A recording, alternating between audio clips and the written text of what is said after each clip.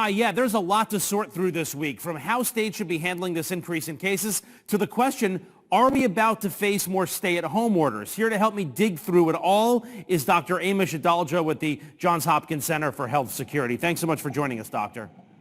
Thanks for having me. There was a lot of talk of how the heat might help to kill the virus, giving us a summer reprieve, but now Florida, Arizona, Texas, many others, including many of those hot weather states, are spiking. So can we assume now that the coronavirus is year-round and not seasonal? So when it is hotter, when it is more humid, when it is more sunny, you're going to get less surface transmission. But the simple fact is that we have so many people that are susceptible to this that the weather doesn't impact person-to-person transmission. And I think that's something that most people don't realize, that it is really viability on surfaces that's impacted by the weather, not necessarily person-to-person transmission.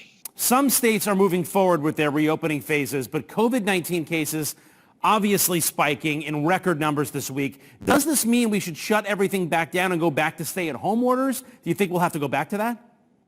I don't think that we will see national stay-at-home orders or state-level stay-at-home orders. What I think will happen is you'll see targeted interventions based on the epidemiology. We have case contact tracers, we have testing capacity, and what will end up happening is people will look and see what's driving spread in a given area. Is it bars? Is it water parks? And you're going to see guidance based on what the epidemiology in a locale actually is. You think it needs to be more of a surgical strike now, but you brought up contact tracing, and I'm glad you did. How can you find out if somebody got it at a bar or a water park or a restaurant or a gym or a bowling alley? Because of the lag time, the incubation time, right? I mean, if I start showing symptoms a week or two from now, I've been a million places since then. So what you have to do is really have robust contact tracers and know how to interview people, can ask them where they've been and really plot it out on the timeline and try and understand what factors might be in common between certain people. And you can do that. And there's an art to doing it. And this is kind of the bread and butter of public health and epidemiology. We do it all the time for measles, for tuberculosis, for sexually transmitted infections. And that's why it's so important states have robust contact tracing efforts and resource their health departments to hire those people quickly. Dr. Anthony Fauci this week said there could be 100,000 cases per day in the U.S. if we don't do something quick. It's a dire prediction. Do you agree with that?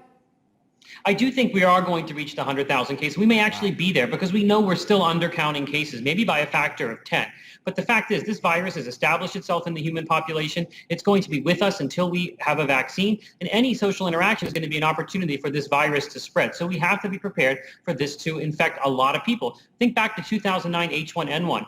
About 61 million American people got infected with it. And that's a virus that spreads very similarly through the respiratory route. So we have to be prepared to see those types of numbers. Doctor, thank you so much for being here. I appreciate it. For you at home, we are bringing you all this information and more, including the latest on your unemployment benefits and stimulus payments, and of course the latest on the virus as these cases hit records. Sign up for my Rossen Reports newsletter. It is free. It comes straight to your inbox.